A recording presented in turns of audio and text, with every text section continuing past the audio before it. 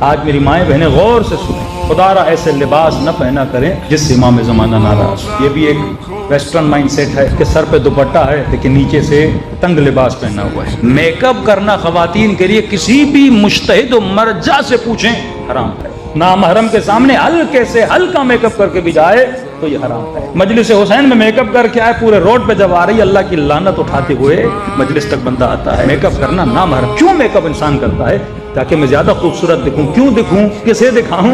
سامنے نامحرم لوگ ہیں تو میک اپ کرنے کی اجازت صرف اپنے شوہر کے سامنے ہے، کسی غیر کے سامنے نہیں ہے۔ یہ کام ہماری بچیوں کو پتہ نہیں ہے، اور افسوس ایک بچی نے کہا مولانا آپ ہمیں کہہ رہے ہیں، یہ جو آج کل ممبر پہ خطیبائیں آ رہی ہیں، جن کے یوٹیوب پہ مجلسیں آ رہی ہیں، تو یہی تو سر پیٹنا ہے نا کہ دین پڑھ کے لیکن ممبر پہ بندہ بے دینی پھیلائے، یہ خود عذاب خدا خرید رہی ہیں۔ ایسے ذاکرین کے لیے علماء فرماتے ہیں قیامت میں اشد عذاب ہے، جنہوں نے دین کو مذاق بنایا، جنہوں نے شریعت کو مذاق بنایا۔ اگر خواتین میں ہے تو کوئی مسئلہ نہیں ہے، میک اپ بھی کیا ہوا ہے تو کوئی مسئلہ نہیں ہے، لیکن اگر ان کی ویڈیو بن رہی ہے، یوٹیوب پہ جا رہی ہے، نیچے میں کمنٹس پڑھتا ہوں کہ کمنٹس 5 عورتوں کے کمنٹس ہوتے ہیں، 200 مردوں کے کمنٹس ہوتے ہیں۔ ہاں پڑھنا کسی خاتون کے لیے اکیلی اگر پڑھتی ہے تو حرام ہے، پھر یہ کیا کرتی ہیں، 4-5 کھڑی ہو جاتی ہیں کہ اب حرام سے ہم بچنا چاہتی ہیں۔